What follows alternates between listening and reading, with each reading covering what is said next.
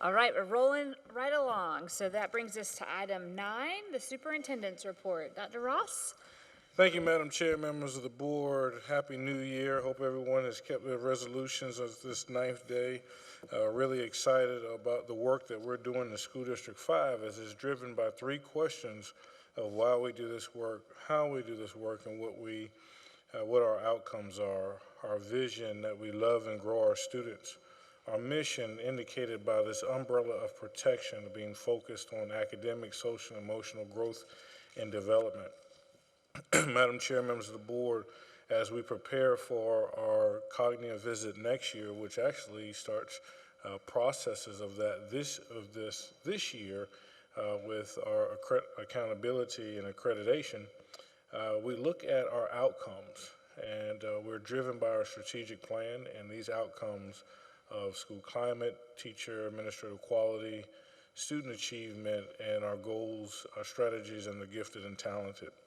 And so to do that, I think we must stay focused on the growth and development of our students. That focus will mean that we will present to you our progress along the year, our progress of students in literacy and numeracy, in terms of our MAP projections. As our proviso says, that we have to show the state 3 times a year our student progress on our formative assessments. And so as we look at the students that are on level and off level in the fall, if the SC Ready was tested today, that's what our fall indicators. As we finish winter, we can see that while we've made some progress, we have a long way to go. We need every minute of instructional time to work with our students. Our teachers are working very, very hard. We're overcoming a lot of challenges and obstacles. But this is the work that's at hand, and we have to stay focused on that work. As we also set out in our strategic plan, our graduation rate is a huge part of not only our accountability, but a huge part of our goals and our vision. And so we have a weekly track of this. Our secondary, high schools with Ms. Walters are working weekly on this. We see some dips and gains. We are now working to ensure that we have a plan for every student that is off track to get them back on track so that we can get at or above our district target in our strategic plan of 90.28% graduation rate. If we look at our another indicator of success is not how many diplomas we put up, but how many students are actually ready for college and career. Right now, 549 students are neither college and career ready. We know that we are going to reduce that number at the semester, and we have 4 more days in the semester, and then we'll give the board an update on that. But we do see some success. We see some bright light at the end of the tunnel. We see some great news coming, and we're going to talk about that in our academic report. So at this time, I'm going to turn it over to our Chief of Academics and Administration, Ms. Anna Miller. Thank you so much, Dr. Ross. Madam Chair, board members, thank you for letting us share just briefly with you an academic report tonight. As Dr. Ross was sharing some of our measures, one of the things that we've introduced this year and a little bit last year in the elementary level is Dreambox learning. You may be familiar with that. We did present on this last year when we first introduced that. We want to give you an update today and some of the progress that we're seeing from that. So I have asked our Director of Elementary Education, Ms. Tina McCaskill, and our Director of Secondary Education, Ms. Nashunda Walters, to come forward and bring us that report tonight. Thank you. Good evening. So let's see if we can make this work. Some of you are going to see a little bit of a repeat, just as a reminder of what Dreambox is, but then, oh, I thought it was already on, thank you. Okay, let's go back. All right, so let's watch the video just as a reminder of what Dreambox is to begin with, if it'll, all right, Jenny. As educators, we know that every student comes to class with a different level of math ability. Yet we teach a single process to an entire class at the same time. To give the best possible education to my kids, we actually need a teaching assistant for every student. We looked for math software to help. I found that many programs took a typical lesson and just converted it to a digital textbook. Another claimed to be adaptive, but all it did was move students faster or slower through the exact same lessons. But one was a revolutionary change: true adaptive learning. Dreambox is the only program designed with an intelligent adaptive learning engine. It starts helping students immediately and continuously assesses exactly where students are and adapts to how they learn in real time. Dreambox measures how students are thinking within the lessons, constantly individualizing what each student sees next. In fact, as a single student works on Dreambox for 1 minute, the program collects, analyzes, and responds to over 800 pieces of information about that student and how they learn. That's 48,000 pieces of data every hour, providing the most personalized learning experience possible. The results are amazing. The kids love it. They think Dreambox looks like a game. I think it looks like a teaching assistant for every student. A teaching assistant with infinite patience, unlimited data, and a perfect memory. With the help of Dreambox, I can give each of my students the education they deserve. It's time to learn more. Start now. So last year, the state chose to purchase Dreambox Learning for kindergarten through 5th grade across the state. And whenever we were asked, do we want to participate, I started looking at it and honestly tried to trick it myself. I tried to go in and make mistakes to try to see what it would do. And it literally analyzed my mistakes and gave me lessons based on my mistakes. So let's say in a multiplication problem, whenever you're multiplying 3 digits, it might be that you forgot to regroup a number or carry a number over, and that's how you made your mistake. Well, that's what they gave you instruction on. Or maybe you just didn't know what 4 times 6 was, and you put that it was 18. Well, then they gave you instruction on that. So it's very different than a typical, hey, here's some lessons for you to do on your level and just go through all the lessons. It's very analytical, which really just blew my mind, but it really was pretty cool. So we decided, yes, we would go with it, and then we decided we would start looking at data. And so at the end of the school year last year, elementary was the one that we had the full year to look at. So you're going to see some middle school data as well, but know that they didn't have the full year last year. So we did have the full year. So when we looked at it, you'll see over on the left-hand side a table that shows what are the projected RIT scores for MAP that would show up on our SC Ready test scores. And then you'll see over on the right-hand side where the actual scores that we got in the spring. And you'll see that students that completed 5 or more lessons per week, as the grade levels got older, it's a huge difference in what we saw. And these were our students. So this was us looking at our own data with students who are completing 5 or more lessons a week. So this isn't Dreambox's nationwide data. This is our data. So you'll see, like in grade 1, there's a small difference, but not a large difference. But in grade 2, we end up with the kids that are doing 5 or more lessons. They're in the meets category. So are the no Dreambox usage. But of course, now 2nd graders don't take SC Ready. We get to 3rd grade and it begins to separate. Those who are doing Dreambox are in the meets category. Those that are not doing Dreambox are showing up in the approaching category. Grade 4 is the same way, but by grade 5, we see that our 5th graders are now at the exceeds category, and our students that are not doing Dreambox are in the approaching category.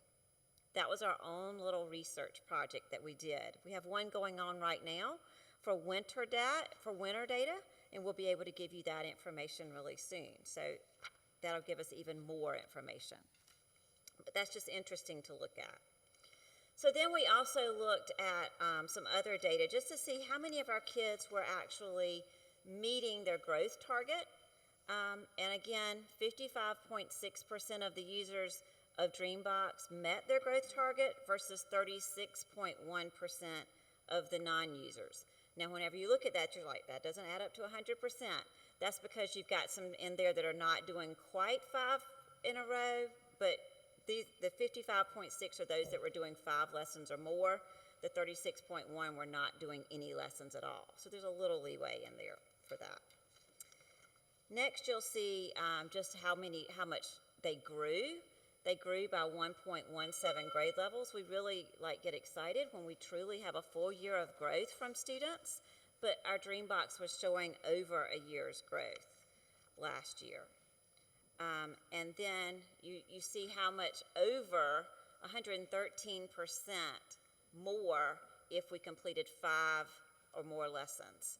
So some really great data that we saw there. So going into this year, we had some goals in place. And so last year was, okay, let's teach teachers how to use the program. Let's teach kids how to use the program. Let's just get people comfortable. So this year we set very targeted goals on what we wanted teachers and students to do. So you'll see here that we wanted 100% of our students logging on weekly. At least 80% of the students are completing 5 or more lessons per week. And 100% of the teachers are logging in weekly. Because a program's only as good as what the teacher makes it. Because we have to make sure that our teachers understand the reporting system, because that's what's then going to drive their instruction. So if we just put kids on the computer, there's some data that says that works, but that's not going to get us the results that we want. We want high growth to come from this. And the best way to do that is for us to use the reports. It tells teachers which standards the students are mastering, which standards they're not mastering. It tells them if they're below grade level, above grade level. Let's say if they're on a 4th grade level, but they're really a 5th grader. It tells them how to scaffold that, create small groups for teachers so that they know how to teach the kids in small groups. So that's the important piece that we want to, this year, that we're focusing on. And you'll see where we are as of November. You'll see that we have 98% of our students have logged in at least once. We've got all schools at 95% or higher. That Academy for Success got put there because we've got some special ed students that show up on the elementary piece, but that's not really a factor that really shouldn't be there. But averaging 5.34 lessons per week on an average of all of our elementary students, and we're averaging about 68 minutes per week. Now, that doesn't necessarily mean that all that's taking place during the school day. That could be at home as well, because this program is available at home as well. So I'm going to turn it over to Ms. Walters now and let her take over with middle school. Thank you. Good evening. As you're looking at our middle school information, just keep in mind that this is just the first full year of DreamBox implementation. Our initial goal was to make sure teachers and students were logging in to the software and were comfortable with navigating through the lessons. And based on, again, just like with elementary, our November usage data, we refocused our attention on the recommended goals of students completing an average of 5 lessons per week. At the recommendation of our,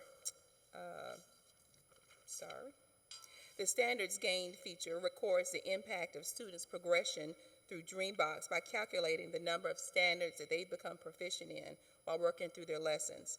This metric only records standards that a student has actively completed lessons and has shown proficiency in. At the recommendation of our DreamBox implementation specialist, we've initiated a district recognition competition amongst the schools to highlight the schools who have been exceptional in meeting the recommended goals for usage and achieve growth. Our partners have provided trophies that will travel school to school as the monthly winners are determined. And as far as professional learning, our staff as well as our DreamBox implementation specialists provide virtual and on-site professional learning for our teachers and administrators. The Pop-In Professional Learning provides teachers great PLC support for their instructional teams, and they're easy to schedule. Additionally, we have District DreamBox learning support documents uploaded to our elementary math, secondary math, and instructional technology Google sites for users to access as needed. Ms. Mason? Thank you so much. So that's a little tidbit on Dreambox. We'll certainly take any questions if there are any. Do we have any questions? Mr. Satterfield? I had a couple questions. You said, I noticed at the middle school, typical middle schoolers, their participation was not that great. Is this mandatory or is this voluntary?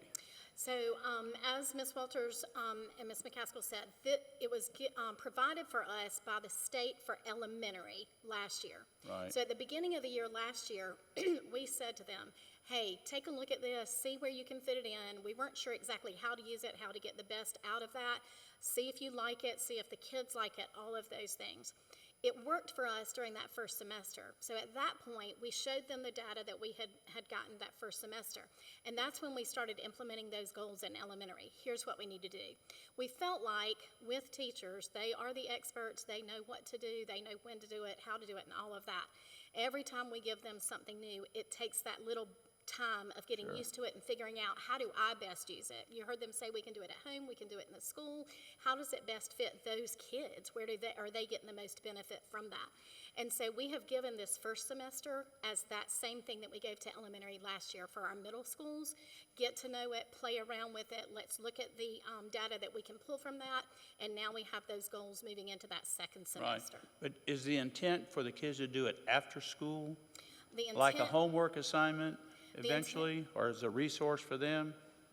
it depends on the child and the teacher and the class. And the teacher is that expert who knows what's going to be best and how it's going to be best used. Now, are you asking teachers to do lesson plans for this Dreambox? So there is no lesson plan that goes specifically with Dreambox. Dreambox, through the analytics, will figure that out, but it will tell the teacher, here are some extra things you can do. So like Ms. McCaskill was saying, then the teacher can look at that and see, it's like a data dashboard, who needs to be in a small group for multiplication, who needs to be, and then that teacher can teach to that small group. So the teachers don't have to do another lesson plan for an after-school? I was just thinking an elementary school teacher who teaches math, science, and English. Right. Whole 9 yards.